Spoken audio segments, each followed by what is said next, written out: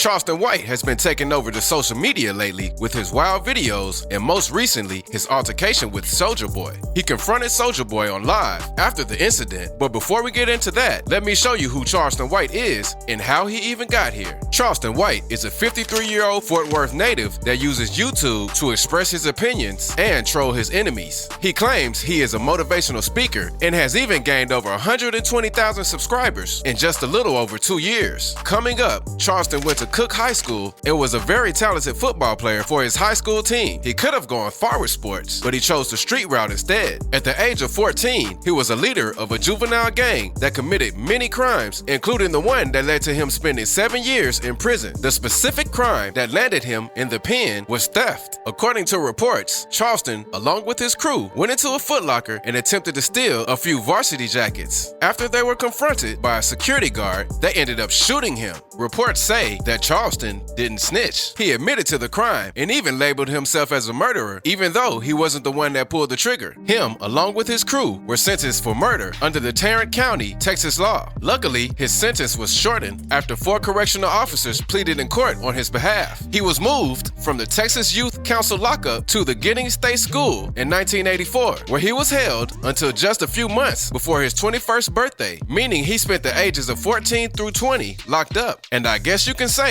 that these years scared him straight, because upon release, he completely reinvented his life, turned himself around, and got back into school. After receiving his college degree, Charleston did some volunteer work at the Texas Juvenile Justice Department, and he also served as a volunteer chaplain for the Prison Reentry Department at Welcome Back, Tarrant County. He showcased a new path in life through Instagram and YouTube, gaining over 200,000 followers on Instagram before deactivating it. His YouTube channel was taken down as well for unknown reasons. Amidst the sudden success, Charleston founded his HYPE program. HYPE stands for Helping Young People Excel. The main focus of his program was to keep young people focused on staying in school and out of trouble. He also wants to start a youth snitching program where they encourage young boys to start telling on people and not look at snitching as a bad thing.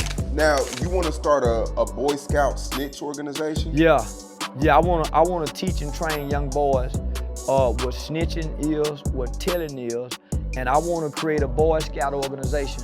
These niggas start telling in school.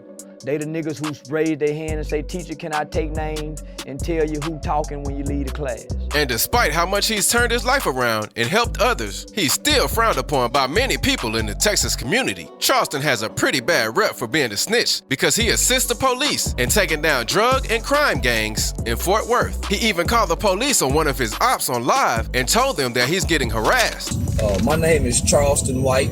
I'm a victim of a crime by a guy of a rolling 50 Crip. They call him 55 Street Crip, baby OG baby snaps.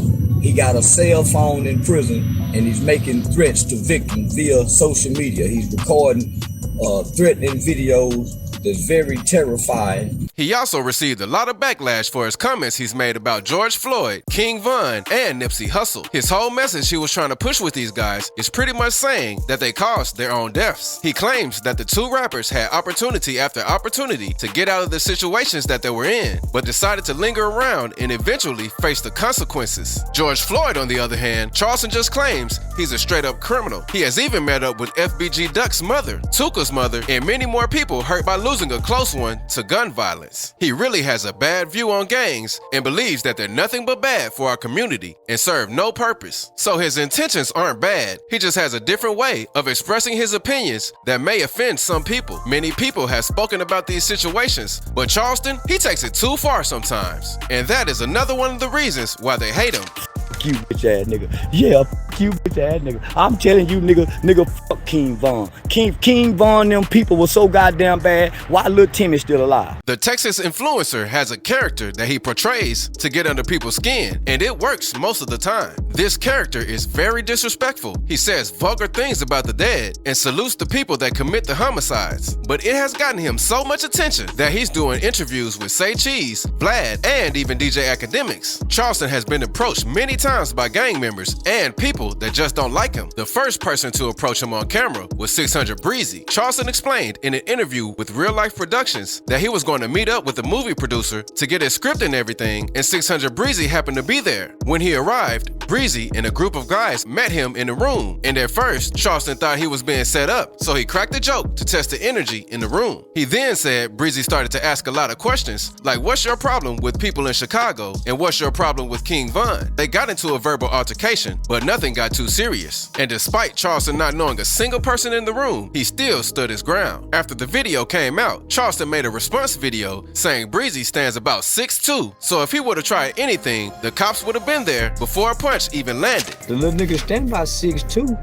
nigga probably can be a defensive end, nigga, for one of them NFL football team, nigga. So what y'all think, I'm gonna fight that young nigga? That nigga 20 years, something younger than me. Yeah, but one thing I know about the young nigga, he didn't want to fight with all them chains around his neck, but he was upset. He was very, very angry, and the nigga threatened me. You don't know, I started calling the police on him right then and on this motherfucking ass. Clearly, a lot of Charleston's opinions aren't too popular because he has even got into it with former NBA player Steven Jackson. After Charleston said what he said about King Von and gave his opinion on snitching, Steven made a video trying to cancel Charleston and anyone who gives him a platform. All my homeboys that I deal with, you know, solid ones, from the streets to the rap to NBA to football, all y'all that have some integrity. Everybody that keep giving these snitches and these people that only live to demean others to get some clout that ain't got nothing going on. If you giving these people a platform, you finna be in the same category with them. Charleston wasn't a big fan, so he responded with multiple videos dissing Steven Jackson and anyone who agreed with him. Say, boy, I got a whole bunch of them. I'm just like you got all your basketball trophies. So, shooting that goddamn, I got all mine. I saved everything. Yeah, I'm proud of this shit, boy, look. Steven Jackson actually just went to O-Block for a few days, and Charleston White said he wishes he got robbed out there. He also said grown men shouldn't have to check in with a bunch of little boys in some hood. But his most recent feud was with Soulja Boy. Charleston and Soulja Boy have already exchanged words before, after Charleston did a Say Cheese interview and spoke on the Atlanta rapper. In the interview, he was asked why he thinks all of Soulja Boy's ops die after their beef, and Charleston made a complete joke about it. I Soulja Boy, nigga. Crunchy Black said he was a punk. Yeah, Crunchy Black still here. Yeah, my nigga Country Black talk real bad about that nigga. Man, listen. I want to remind Soulja Boy, you ain't got no motherfucking ops, nigga. And watch them you. Remember, you was on your tiptoes, nigga. After Soulja Boy saw this interview, he went left. He immediately went live, blowing on Charleston White, Say Cheese, and Vlad, asking who gave them permission to speak on his name. Who gave y'all niggas authority? Nigga, don't bring my name up no more, nigga. Next nigga you bring up to your platform to speak on my name, I'ma come blow that shit up. A month after this small back and forth, Charleston was out shopping with his crew in Miami when Soulja Boy, along with 11 other guys, pulled up in a Sprinter van and approached a Fort Worth influencer, claiming that they just wanted to talk things out. A few words were exchanged, and once things started to get too rowdy, Charleston pulled out his police-grade mace and let loose on all of Soulja Boy's crew. After the altercation, Charleston went live and confirmed the rumors, further explaining how the entire situation went down. Man, and he say, bro, you maced me? Yeah, nigga.